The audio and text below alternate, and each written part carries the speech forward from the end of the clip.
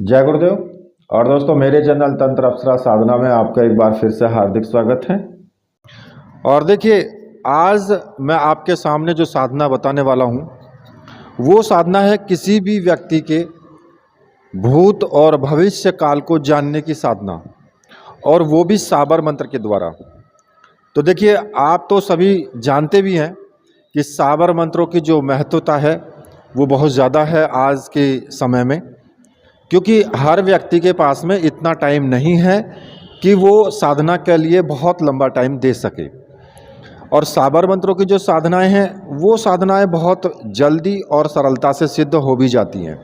तो इसलिए ज़्यादातर लोग कोशिश करते हैं कि भाई हम साबर मंत्रों की साधना करें, जिससे कि हमें जल्दी सफलता मिल जाए। आज जो मैं आपको साधना बताऊंगा वो एक हनुमान साबर मंत्र है, और किसी भी व्यक्ति का अब भूत और भविष्य उसका आप जान सकते हैं उस साबर मंत्र के द्वारा। एक हनुमान दर्शन एक अलग सिद्धि है, लेकिन हनुमान के द्वारा आप किसी भी व्यक्ति का आप भूत और काल भविष्य काल जो जानना चाहते हैं उसकी सिद्धि एक अलग प्रकार से है। क्योंकि दर्शन करना इतना आसान नहीं है। सिद्धि तो आपको मिल जाती है, लेकिन दर्शन होना वो बहुत ही कठिन है। बहुत लंबी और श्रम साध्य साधनाएं करनी पड़ती हैं, तभी जाकर के किसी भी देव देवी का दर्शन हो पाता है। तो देखिए, जैसा कि आप लोगों के सामने अभी होली का टाइम है, आने वाला जो समय है वो होली का है। होली आपकी 24 तारीख को होली का दहन है, और 17 तारीख से होला अष्टक लग रहे हैं, जो कि 8 दिन के होते हैं। और होला अष्टक में दिन को भी रात्रि ही माना गया है। अगर आप कोई भी साधना करते हैं ऐसी जिसमें आप रात्रि में साधना करने का विधान है, तो आप होला अष्टक में दिन और रात्रि दोनों में साधना कर सकते हैं। साधना चाहे आप दिन में आप कितनी बार भी करो, 1 बार करो, 2 बार करो, 3 बार करो, रात्रि में भी करो, तो किसी प्रकार की कोई प्रॉब्लम नहीं है। लेकिन आपको जो पूजन है, पूजन आपको शुरुआत से वैसा ही करना होगा जैसा आपने प्रथम बार में किया है। माना कि आपने सुबह के टाइम साधना की, आपने पूजा भी की, गुरु का पूजन, गुरु मंत्र, रक्षा विधान, या फिर और जो उसमें नियम है वो नियम आपने फॉलो किए, तो फिर आप अगर दोपहर में साधना करते हो तो तब भी आपको उसी प्रकार से साधना करनी है जिस प्रकार से आपने सुबह के टाइम की है। देखिए, ये तो नियम होता ही है। और अगर साधना करने के बाद आप मल और मूत्र का त्याग करते हैं तो फिर आपको स्नान करना भी जरूरी हो जाता है। अगर आपने मल मूत्र का त्याग नहीं किया है तो फिर आपको स्नान करने की आवश्यकता नहीं है। फिर आप ऐसे ही हाथ पैर मुंह धो करके साधना कर सकते हो। ठीक है, अब बात आती है होलाष्टक की। होलाष्टक जो होता है ना, वो जो 8 दिन होते हैं, इनमें आप रात्रि ही मान करके चला जाता है कि जो दिन होता है वो रात्रि ही माना जाता है। यानी रात्रि तो है रात्रि ही, लेकिन दिन को भी रात्रि माना गया है। तो इसलिए होलाष्टक में साबर मंत्रों की साधना बहुत जल्दी सिद्ध होती है और पावरफुल तरीके से सिद्ध होती है। तो इसलिए आप होलाष्टक में साधना करो या होली में करो।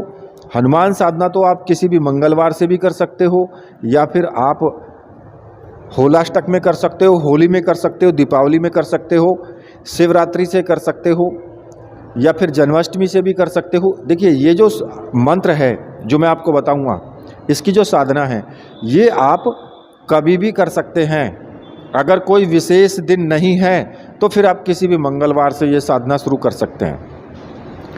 अब जैसा कि मैं आपको बता ही रहा हूँ कि हनुमान साधना का ये मंत्र है, तो इसमें नॉर्मल आप सभी जानते हैं कि ब्रह्मचर्य व्रत का तो कठोरता से पालन करना होता है। मतलब कि एक तो हो गया तन से और दूसरा होता है मन से। तो आप तन से तो कर लेते हो, लेकिन मन से नहीं कर पाते हैं, इसलिए मानसिक रूप से ज़रूरी है। अगर आपने मानसिक रूप से नहीं किया तो फिर समझ लीजिए कि आपको रात्रि में नाइटफॉल या और समस्याएं हो सकती हैं, जिससे कि आपकी साधना खंडित हो जाए। अब बात आती है कि भाई साधना हम किस प्रकार से करेंगे। तो देखिए, ये साधना जो है ये आप बताया कि मैंने किसी भी मंगलवार से कर सकते हो। अब इसमें क्या क्या सामग्री की आवश्यकता होगी। देखिए, इसमें एक हनुमान यंत्र जो कि ताबीज़ के आकार का होगा, और एक लाल मूंगे की माला और एक रक्षा माला। इसमें ये 3 सामग्री आपकी लगेंगी, और तीनों सामग्री आपकी मंत्र सिद्ध और प्राण प्रतिष्ठा युक्त होनी चाहिए। अगर आपको ऐसी सामग्री चाहिए तो मैंने आपको व्हाट्सअप नंबर दिया हुआ है वीडियो में, आप वहाँ से मुझे व्हाट्सअप करके और वो सामग्री आप प्राप्त कर सकते हैं। और देखिए, सामग्री के लिए जो लोग होलाष्टक में करना चाहते हैं ना, तो वो जल्द से जल्द ऑर्डर करें, वरना टाइम लग जाएगा, साधना की सामग्री आपको नहीं मिल पाएगी। मैं तो खुद बिजी हूँ ही, और मेरे बिजी होने की वजह से सामग्रियाँ भी लेट हो रही हैं, मैं खुद जानता हूँ इस चीज़ को।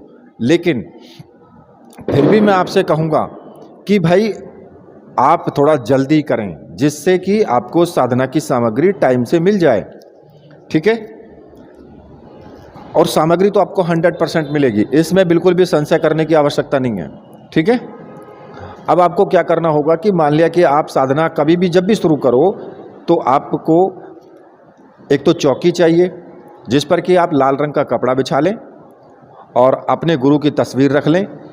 ठीक है, हनुमान तस्वीर होनी चाहिए और भगवान श्री राम की भी तस्वीर होनी चाहिए, क्योंकि हनुमान जी भगवान श्री राम के अनन्य भक्त हैं, और जहाँ राम का नाम होता है वहाँ हनुमान जी स्वयं विराजमान होते हैं।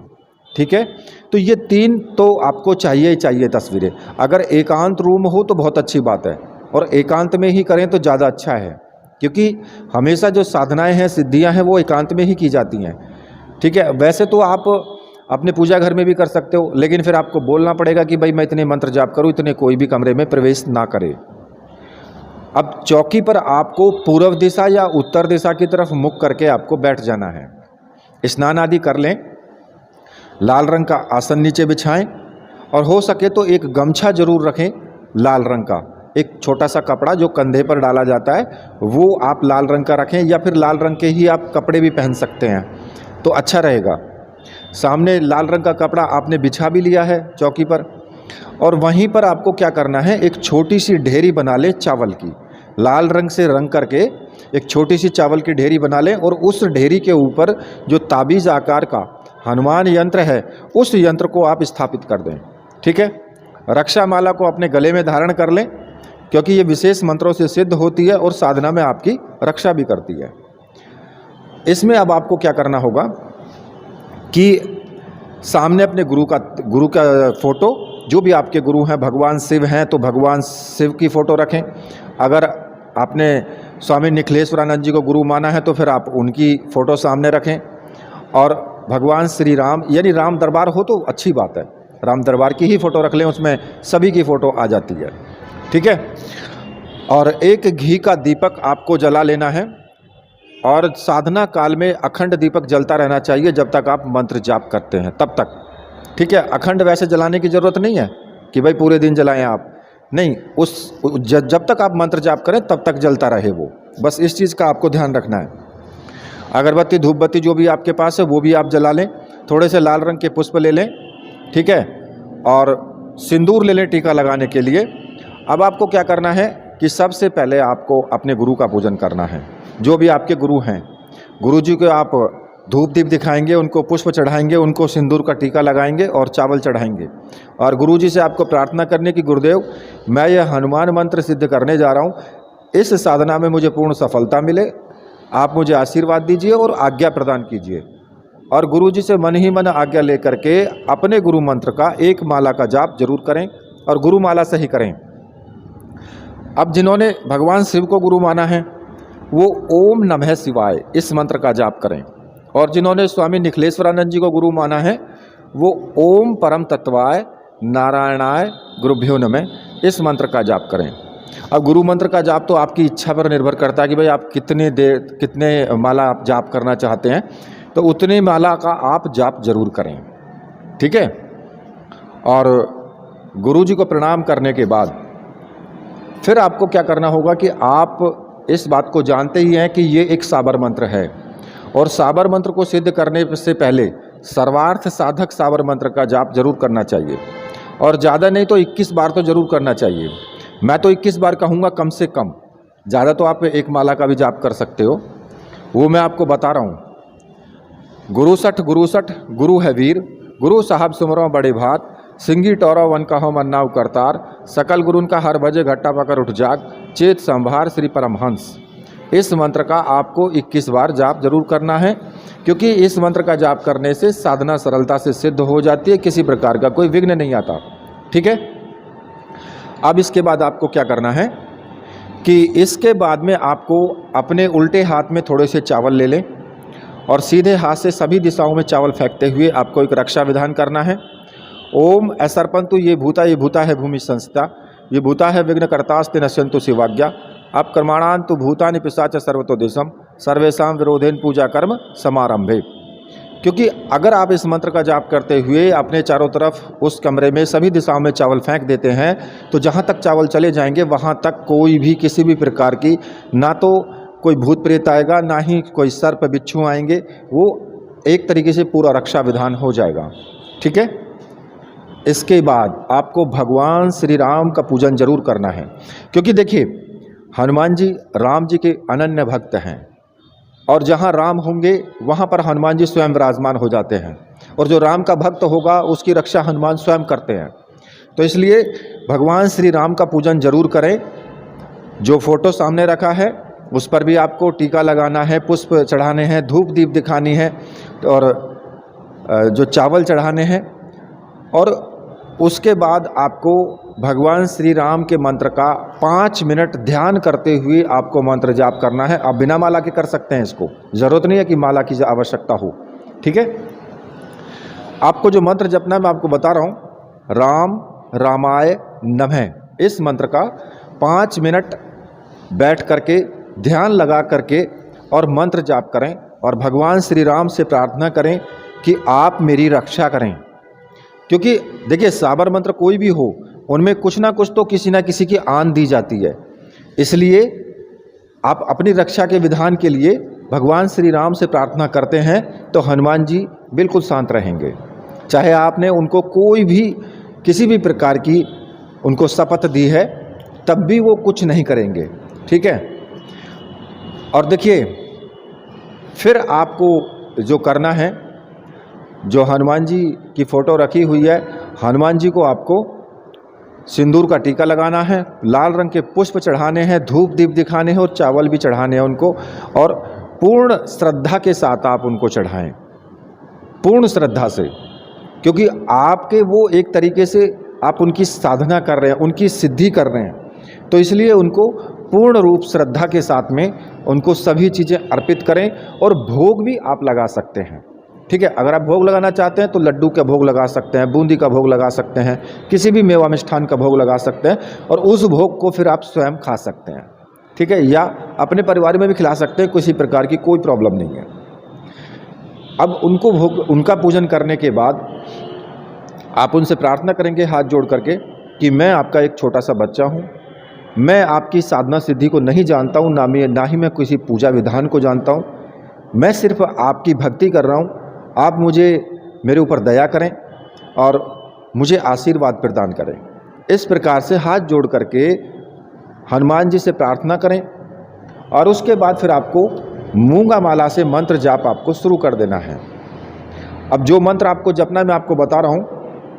मंत्र इस प्रकार से है, ओम नमो वीर हनुमान, हाथ बतासा मुख सुपान, आओ हनुमान बताओ हाल, काल रथी को चेला अंजनी को लाल, फलाने मनुज को पीछा आगा, भविष्य सब ऊंचा नीचा, पाप पुण्य चोखा चोखा, तुरंत ही बताओ, न बताओ तो माता अंजनी का चोखा दूध हराम, गुरु गोरख उचारे अंजनी का जाया, हनुमान महारो कारज सवारे, राजा रामचंद्र की दुहाई, गुरु की शक्ति मेरी भक्ति, मंत्र साचा फुरो मंत्र ईश्वरो वाचा।